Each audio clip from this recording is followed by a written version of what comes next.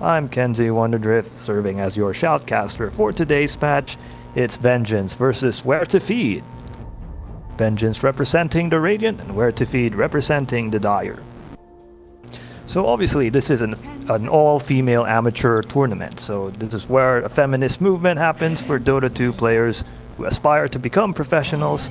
Perhaps one day we could potentially see these players teaming up with the likes of Cuckoo, Sam H. Raven, or even Pylidai, Excalibur, Ohio, DJ, Leomic, or maybe go up against them.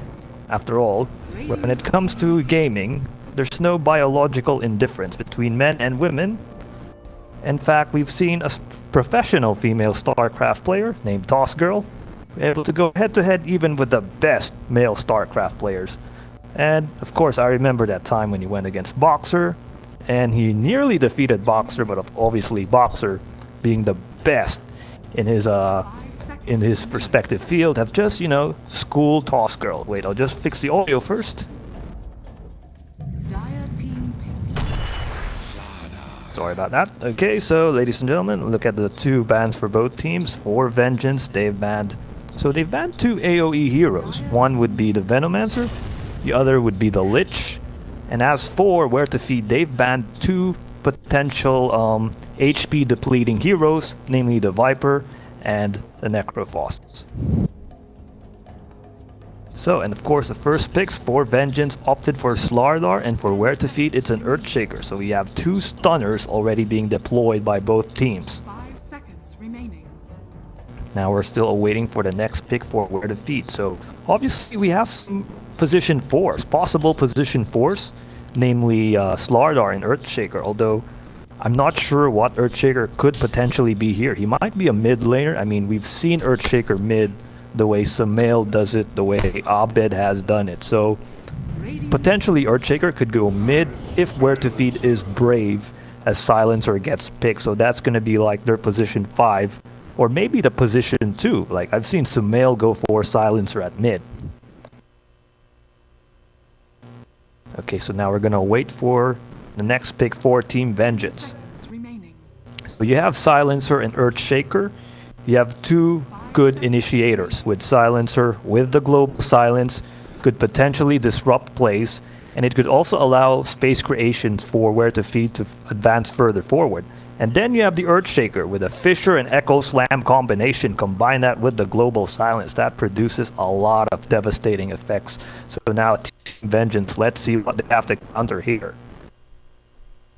Well, they could go for a counter initiation, although I think Puck would be ideal, because obviously you want to negate the Silencer's ability, or a Batrider would be a possible pick, because you would like to pull the Silencer out of the danger zone, and you want to capitalize by picking him off instantly before he silences the entire team. So we're still awaiting the next pick for Vengeance. I think they're having a difficult time knowing that the Silencer as Rubik gets picked, so it's a pick as well, because you want to maximize that global silence, and stealing the global silence would be quite efficient. And they could use the global silence at their advantage as well. So we can see Team Vengeance already banning the Nyx Assassin. So you might expect Vengeance to go for an all-out magic assault, because the Nyx Assassin with the Spike Carapace can negate all those magic output. Now they could also negate the Nyx Assassin because they want their Puck to be further utilized. And we all know that Nyx Assassin is good at picking off the Puck. And we've seen in most tournaments that the Puck is oftentimes used as a mid lane hero, and he's also used a lot because of his Dream Coil and his phase shift abilities, which are quite efficient and also devastating in team fights, especially the Dream Coil. Oh wait, Vengeance has just banned the Puck. Wow, and Where to Feed in return has banned the Invoker and the Lifestealer. So I think Where to Feed is trying to generate some space for their hard carries, because if you look at their bans, they've banned the Necrophos, they've banned the Viper, they've banned the Lifestealer. These are 3 heroes that could be potentially devastating for your hard carries. So you want to ban those 3 because you want to create space for your hard carry. Perhaps Where to Feed is trying to go for, I think, a Timbersaw or they might go for a Sven because these three heroes could minimize the impact of those hard carries. And in return, they've decided to ban the Invoker because I think Invoker is one of the most fluid of all heroes in Dota. I mean, you do not like it when he has all these abilities at its peak. So we're still awaiting the next pick for Vengeance. So they've already got their primary support. Slardar is already a roaming support. He could be an off lane. So I think what they need is hard carry, a mid laner. And let's see, Juggernaut has been chosen, which is definitely going to be the hard carry for Team Vengeance.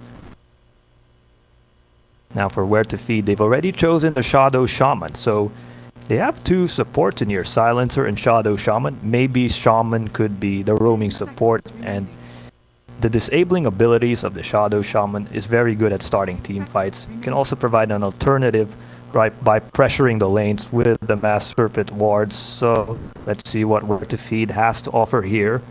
Got a potential pusher, and they have a good initiation strategy, Where to Feed. Because they have the Global Silence, and then they have these disabling skills from the Shadow Shaman. Combine that with the Echo Slamfisher combination. So they have good initiation tactics. They just have to time it well. If they don't time it well, it's going to be a disaster for them. Yeah, I think if they're going to initiate, I think they're going to rely a lot on the Global Silence. When that is activated, that's when they start assaulting Team Vengeance. Team Vengeance already, let's see, Where to Feed. Going for the Tinker, so more magical. So this time, they've already opted for a hero that's going to play the mid lane. Also, it provides a sort of nuke or burst magical damage. I think the Tinker is a good pick because you want to capitalize his abilities together with the Shadow Shaman and the Silencer. And he's also picked because, and it makes sense that why Where to Feed decided to ban the Invoker or the Lifestealer, because these two heroes could potentially threaten the Tinker. I mean, the Lifestealer is very, very tanky, and then the Invoker is one of those heroes who can negate Tinker because of his abilities. Tornado, EMP, even the Chaos Meteor with that burning damage could obliterate Tinker to shreds. 10 seconds. So it does make sense for Where to Feed to ban these two heroes to give space for the Tinker, and then for Vengeance in return have opted for the Faceless Void. My concern, however, for Team Vengeance is that you have two melee heroes, the Slardar and the Juggernaut, and then you have the Faceless Void. The problem is, if the Chronosphere is activated and the Juggernaut and the Slardar, they wouldn't be able to advance further forward. I'm referring to the Juggernaut and the Slardar because these are two melee heroes. So only the Rubik could potentially target prey outside the Chronosphere. So for Team Vengeance, they have to be cautious with the Chronosphere. And my also concern with the Faceless Void is the Silencer as well, because we all know that the Silencer, once that Global Silence is online, Faceless Void's Chronosphere is negated, and he could be picked off by any of these heroes. I mean, the Tinker could just blink in and obliterate the Faceless Void as the Global Silence is activated. But of course, they do have some countermeasures to that, but that could be the potential assault by Where to Feed. So already, let's see, banned already. This Sven has been banned by Vengeance. So Vengeance are aware that Sven provides a sort of counter to the Juggernaut, because of course Sven could, potentially stun the Omnislash as Mirana gets chosen. I mean, and likewise, if you look at Where to Feed's composition, they're lacking a hard carry. So it explains why they've banned this Sven, because obviously they don't have a hard carry. And they also want to ban Sven because they like his area of effect stun, and he could provide that sort of speed advantage with the Warcry, which is good combined with the Global Silence and the Echo Slamfisher combination. Now, Where to Feed has banned another infamous mid lane hero, which is the Queen of Pain. So of course, if you look at the composition of Where to Feed, they don't have sustainability. That's the big issue. Because if you look at all their heroes, they're very squishy, and the Queen of Pain deals a lot of damage. I mean, look at the bans of Where to Feed. They're all obsessed with physical, punishing you with tons and tons amount of damage. Viper, Necrophos, lifestealer, especially if he gets bolsterous, as the final pick has been chosen. It's the Bloodseeker, already deployed. So now let's see. So certainly, I'm not aware what the playing styles of these players, because obviously this is an amateur league. Right now, let's see the lineups. Anti-Boy Boys Club goes for Mirana, self-inflicted as a Faceless Void, Guardiola as a Rubik, Miss R as the Slardar. That would mean Shanicha goes for the Juggernaut. As for where to feed, it's Chizuru as a Earthshaker, Sherza Scarlet as a Silencer, Mechanism as a Shadow Shaman, Mijoy as a Tinker, and Kakari as the Bloodseeker. Well, I have no idea who Vengeance is. I don't know which country they belong. Where to feed, from what I've heard, they come from the Philippines. And so far they're having some PisoNet issues, which I hope they could resolve. Anyway, I'm quite curious. Well, we all know the mid laner is going to be Mijoy for where to feed. Kakari, I'm not sure if he's going to go on the top or the bottom, or he's going to go alone. You might see a roaming support from Sherza Scarlet or Mechanism, although Mechanism will be that sort of type to go roaming. And then for Vengeance, Mirana will definitely go mid. And then Void might be the off lane. That would be Shanicha space in the top or the bottom lane. And either Slardar would go for the roaming support for Rubik, although Slardar is most ideal for that position.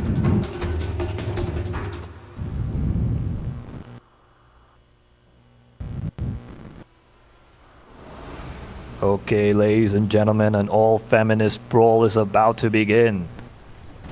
Oh, but yeah. The Dire, where to feed, representing the Dire.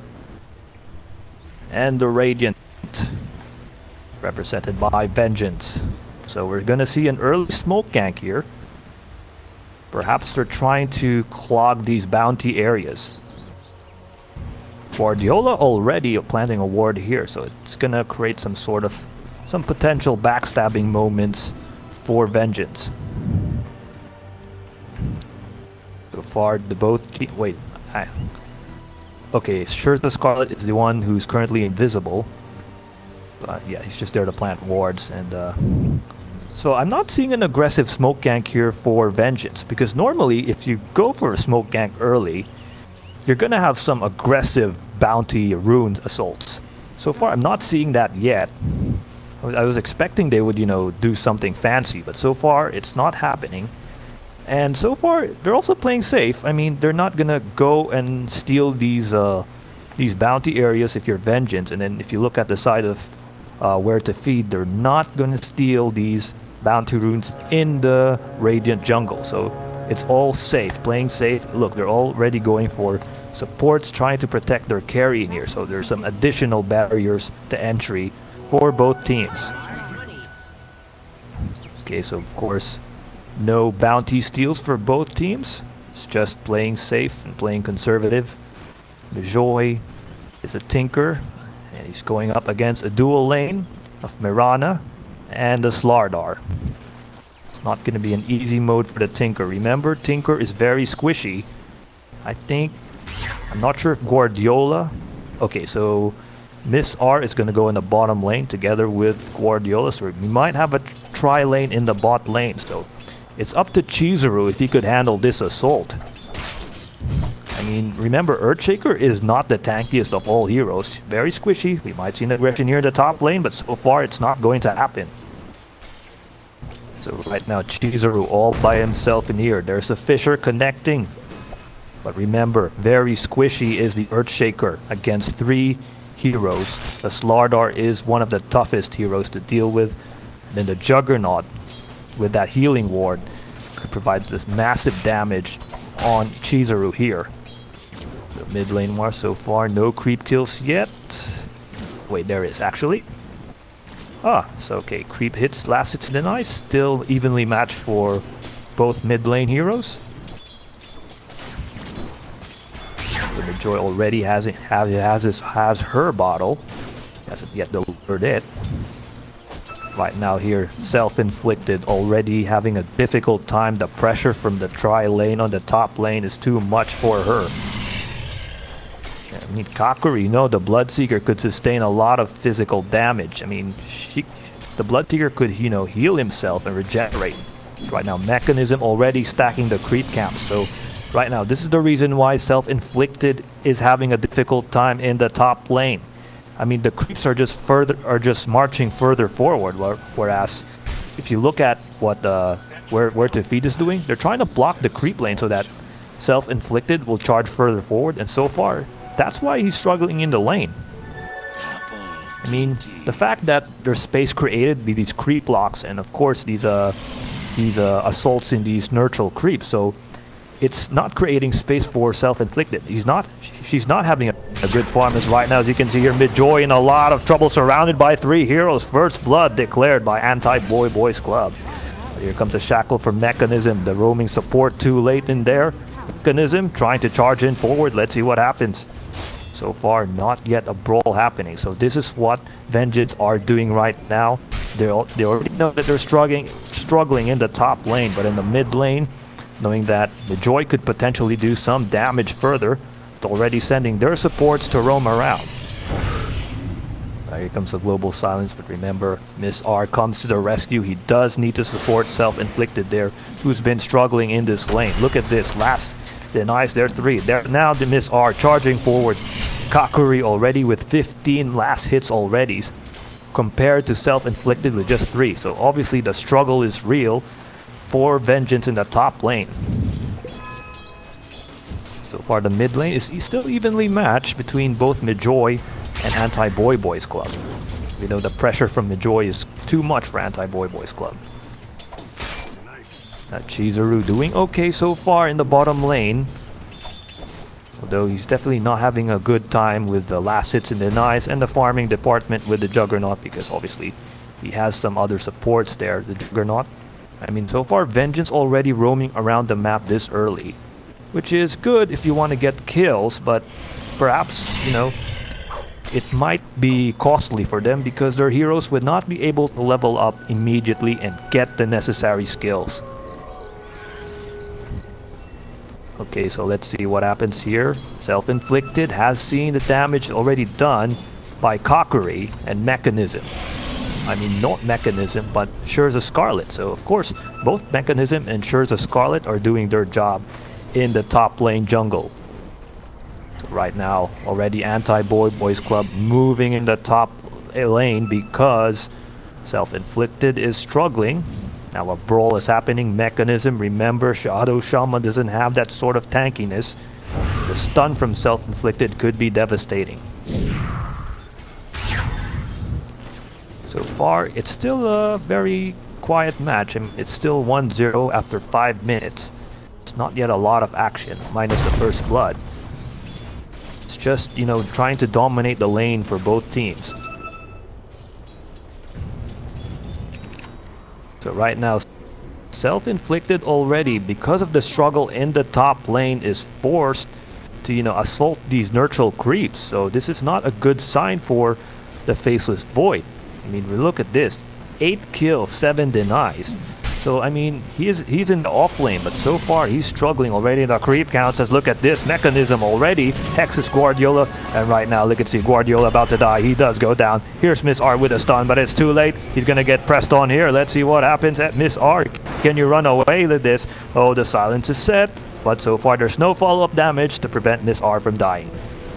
But that was a good movement there for where to feed. They've already sent Mechanism there. They've already read the positioning of Vengeance. Vengeance already roaming around. They already caught the lowly Rubik in there. Guardiola goes down.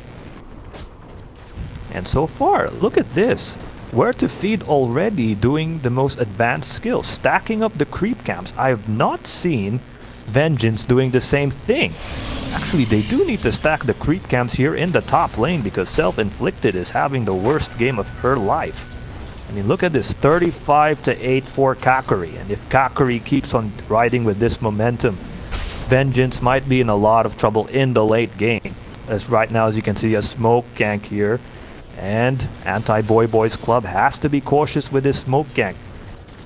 They could wrap around. They don't have sentry wards here to catch, but Anti-Boy Boys Club, I think she's read the game plan very efficiently.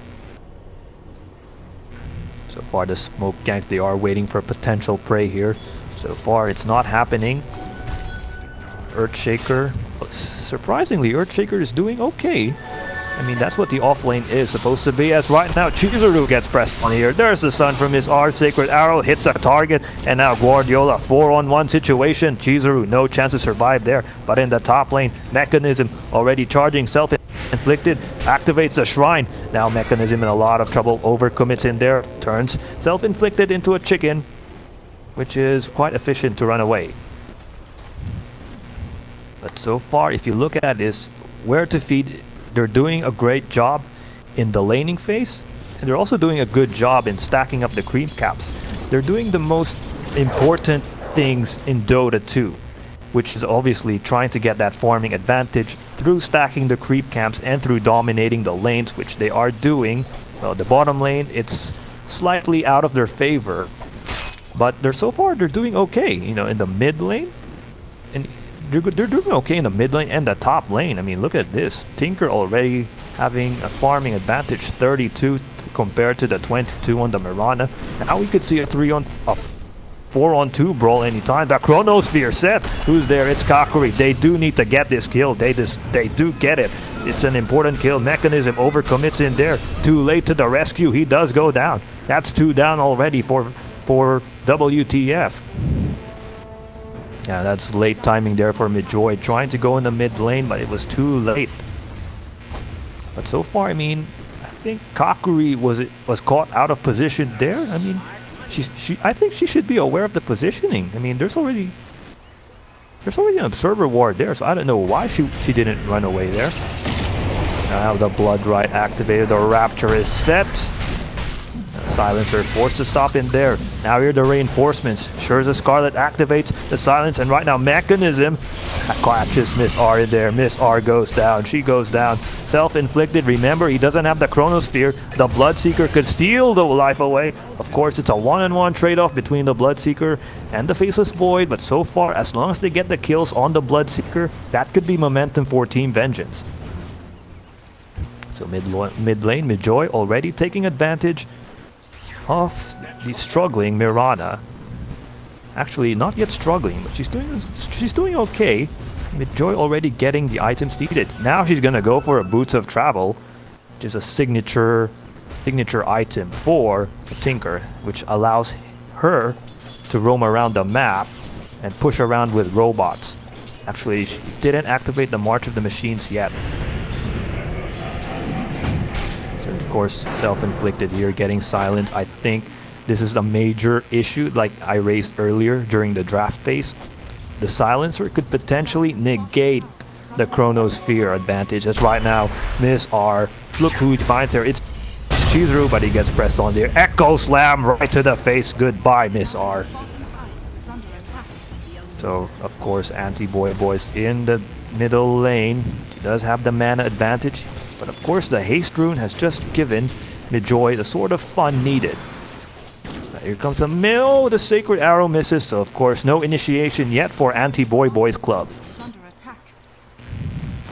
So right now, as you can see here, Shaunicha already venturing further forward. I mean, he does have momentum compared to the Earthshaker. I mean, Earthshaker doesn't have that sort of damage outburst needed, but so far we can see here in the bottom lane here, Urshur's Scarlet getting pressed on here by Guardiola and Boy's Club, but he doesn't have the mana needed to provide those sort of countermeasures.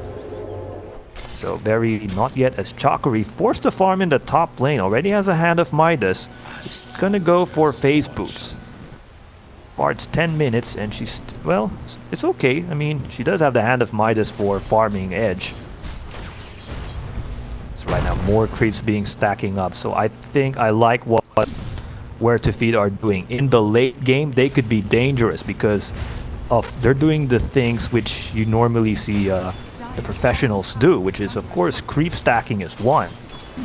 And of course, they're already dominating the lanes. Like, look at this, 57 last hits and denies in favor of Kakuri. As right now, you can see a brawl happening here. The Shrine activated, and Vengeance forced to retreat. They do not like to overcommit there. But there's no follow-up for Team Where to Feed. This is my concern to Where to Feed. They don't seem to have any follow-ups yet. I mean, they do have the follow-up advantage. I mean, they do have the Tinker to do that. I mean, combine that with, they have good initiation assaults or strategies, but I don't see the follow-up yet. Maybe it's still too early, but still, with a Bloodseeker at level 7, I mean, Shaman with the disabling skills needed, I mean, and Majoy with these abilities, you could go for a follow-up anytime. So far, they're just focusing on the creep camps. They're not well. They are getting some kills. Let's see what happens in the top lane. We might see a potential assault, but no team is assaulting in the top lane. Just trying to play conservative. Now the Tinker with the Boots of Travel. Here she goes. Yeah, so be cautious here. I think they are aware, Vengeance, of the positioning of the Tinker. So far, I like what Vengeance are doing. They're very adept at reading the map. They are aware of the positioning of where to feed. So I really like what they're doing in preventing themselves from getting killed. Like, it's these observer wards already paying dividends for them. As we might see a wrap around here. Vengeance already gonna go around Kakarri and Mechanism. What can they do here? Remember, a single Chrono and Kakarri is gonna be enough. There's a Sacred Arrow, there's a stun, the Global Silence, there's a countermeasure, but so far Kakarri wouldn't be able to survive from that. There's a stun. Goodbye, Kakarri. The Tinker. Why did you blink in there? Oh my goodness gracious, the teleportation too late. Moonlight Shadow activated. Guardiola about to die in there, assaulted by Sure the Scarlet. There's the Echo Slam already. I mean, Fisher could create that space. Stun and Mechanism there. Chizuru to the rescue, and there's the Echo Slam. Gets a kill right there. Oh, goodness gracious. Echo Slam right to your face. Now Guardiola about to die. Sherza Scarlet nearly killed Guardiola. There, the Sacred Arrow catches Sherza Scarlet. Sherza Scarlet about to fall down in here. Remember, Anti-Boy-Boys Club has, of course, the Sacred Arrow. But no, Chizuru says, I'm there to stun you and protect my teammate. There's the leap. There's a Starfall. And oh, goodness gracious. Sherza Scarlet's killing spree has ended as Anti-Boy-Boys Club get the revenge there. Now mid lane Midjoy was recently killed. That's very sloppy, therefore where to feed. They've already lost their hard carry through the Chronosphere. Although to be honest, that the fact that the Chronosphere only hit one hero, that's quite good news for where to feed, but they've lost that fight there, and it's all because, you know, the timing of the assault for Midjoy and Mechanism and Sherza Scarlet was a bit off. I think they should be aware that Vengeance are already venturing in the top lane. I think they should do the same as well. So there's a late counter push there for where to feed. But right now, so it still looks like it's still evenly matched with Vengeance with a slight advantage. Juggernaut already having a free farm, taking advantage. Remember, in the top lane, the Juggernaut did not assault, so the fact that he's leading the last hits in denies. The Juggernaut did not go for the 5-on-5 clash on the top lane, so that space created there for the Faceless Void and the other heroes. And if you're team where to feed, that's going to be a major issue, because if Sonicha, right now, if you look at Sonicha, he has a Yash already. He's gonna go for a Manta style, so this is more pushing prowess for Team Vengeance, and that's not good news if you're where to feed. And right now, so far, where to feed is struggling to get the lanes. They're struggling to get the objectives. The tier 1 towers in the top and the bottom lane are gonna go down here. The mid lane is about to go down anytime. So far, the pressure from Joy is trying to prevent that, but it's not going to be enough. Okay, so right now, Shanicha and Miss R, we might see a brawl or a clash here in the shrine area, but so far it's not going to happen yet. Both teams trying to play patiently. 15 minutes have gone by, and let's do an item check. Blink Dagger already in Tinker's disposal. It's Anti-Boy-Boys Club going to go for a pushing item, which is the Aghanim Scepter. I mean, that'll be an infinite amount of Starfalls casted with that Aghanim Scepter. Quite curious what the Juggernaut has. Yasha and Manta Style are about to go out. Right now, as you can see here, Rapture activated on the Mirana. Mirana might go pressed on. There's the Blood Right, but the stun! The stun, the timing of the stun from Miss R, and now comes the global silence activated. Now Kakuri already pressing on, venturing further forward. Gets Guardiola, but caught in the chrono sphere out of nowhere together with Sure the Scarlet. Now the wards are out to provide that space needed, and of course Blood Right activated there. Oh dear goodness gracious, self-inflicted goes dead. He goes down. Guardiola next on the list. Kakuri gets a, oh my goodness, on a triple kill, on a killing spree, chasing further forward. You have to commend Mechanism and Chizuru from creating those blocks needed to prevent Vengeance from running away, and this looks like the Vengeance needed for Where to Feed and the advantage as they're trying to push in the middle lane here. It's gonna get pressed on. So Miss already trying to defend his spot. Blood Right set, Sacred Arrow out, misses a target. No, it doesn't hit anyone. Now this is the pushing advantage that we're talking about with these robots just marching in forward, providing that damage on the creep count, and of course with the blink dagger, with the bottle, well the blink dagger is not yet set, but look who gets caught in there. It's Shanicha out of nowhere. There's the Echo Slam. Poor Juggernaut goes down. That's a huge kill. Remember, the Juggernaut has the advantage. Self-inflicted, getting pressed on. Kakuri doesn't seem to care. Activates a Raptor. Guardiola goes down. He does go down there. And the Hex activated on Anti-Boy Boys Club to provide that space, cover space needed for Where to Feed. Where to Feed already creating space. And right now they're going to charge in forward here. Oh dear, I mean that was two back-to-back losses. The clashes for Team Vengeance. They're going to get ripped to shreds in here anytime now. This is the pushing advantage that they need. Where to Feed, tier 1 tower in the middle lane.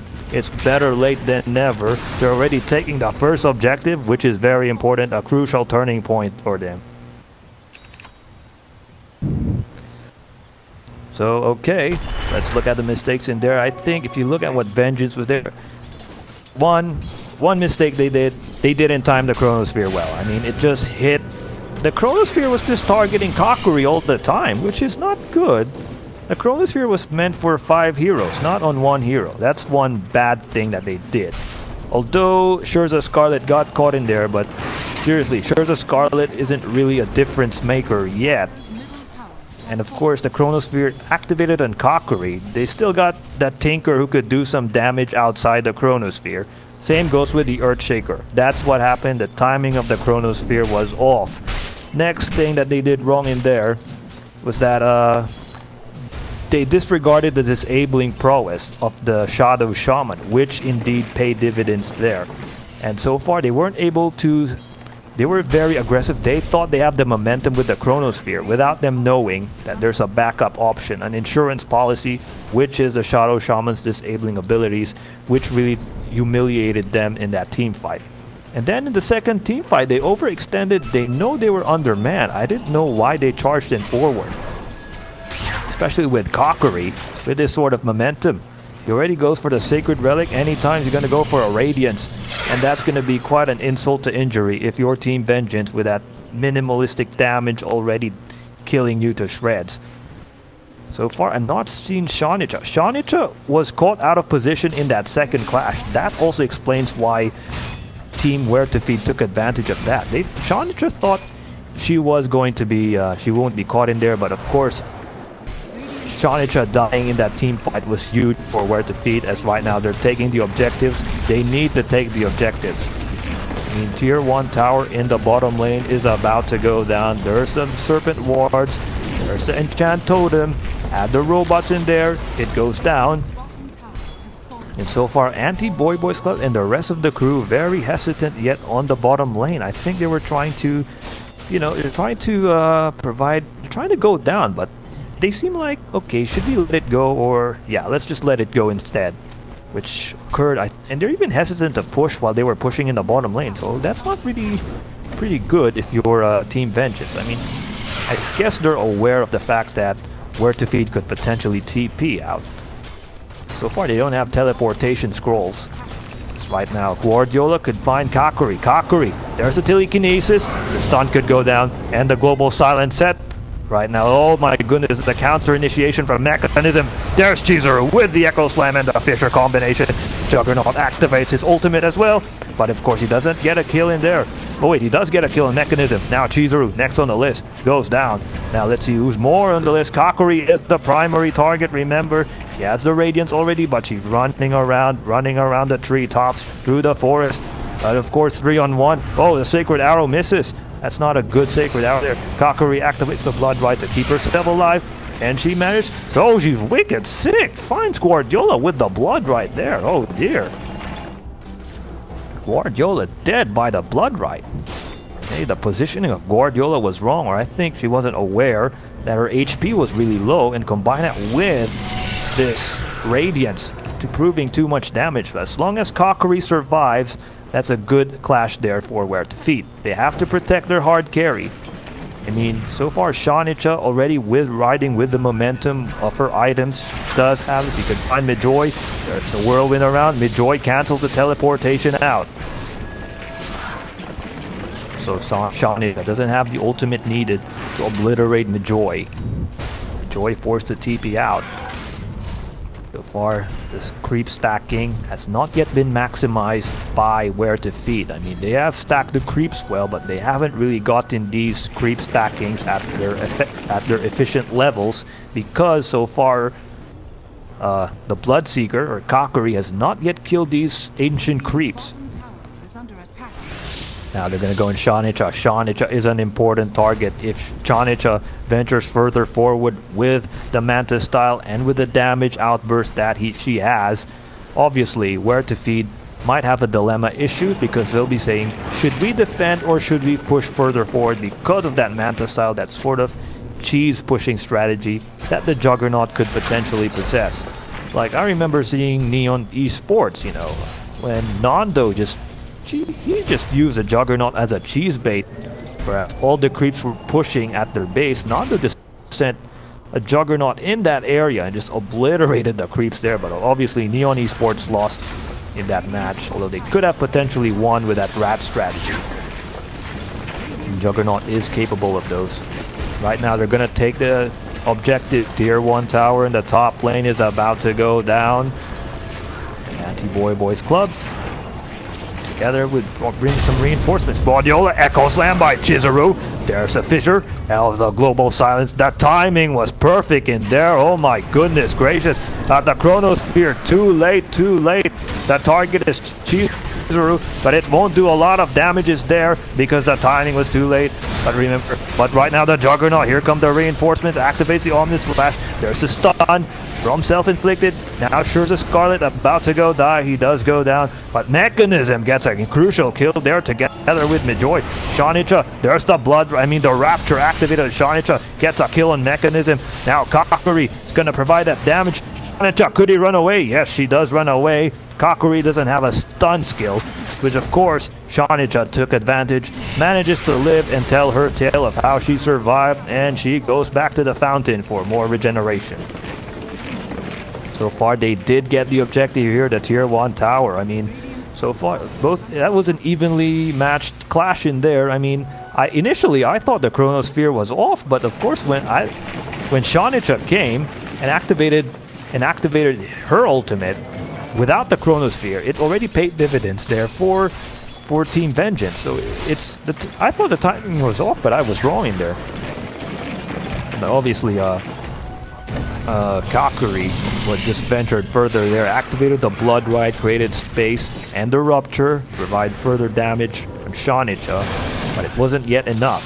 Shanica managed to live, so it's important that these two individuals, Kakuri and Shanichi, carry on and live, because they are going to be like the potential difference makers. As we can see, Heaven's Halberd on Kakuri, which makes her very difficult to kill.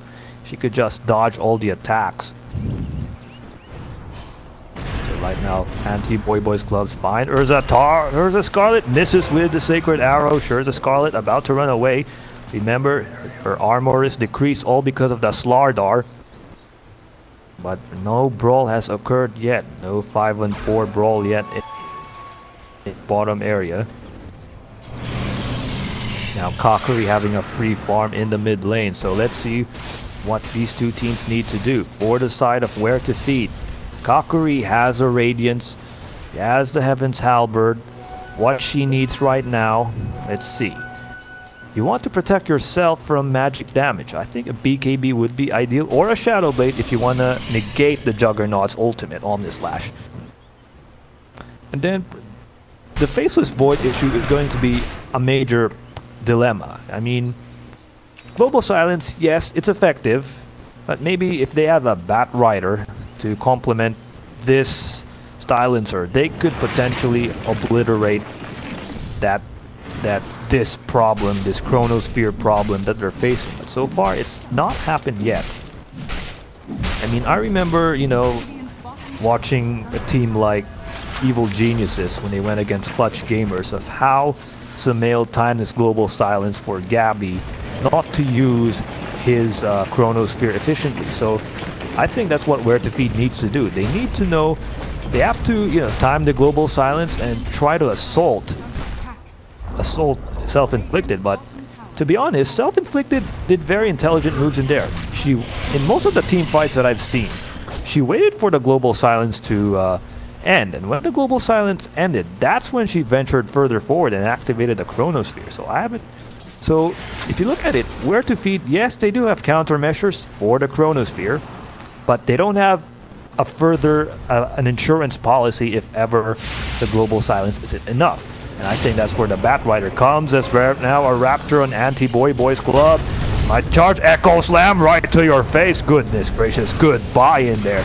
Now, tier 3 tower in the top lane. Oh, the Global Silence, that timing was set. Now they're targeting Self-Inflicted. This is what I'm talking about earlier. So far, it's not going to happen. Two teams patiently waiting for the next assault. There's the Chronosphere on two people. One on Scherzer, Scarlet, Weather, and Mechanism without the disable. Oh, but here's the reinforcements from Midjoy.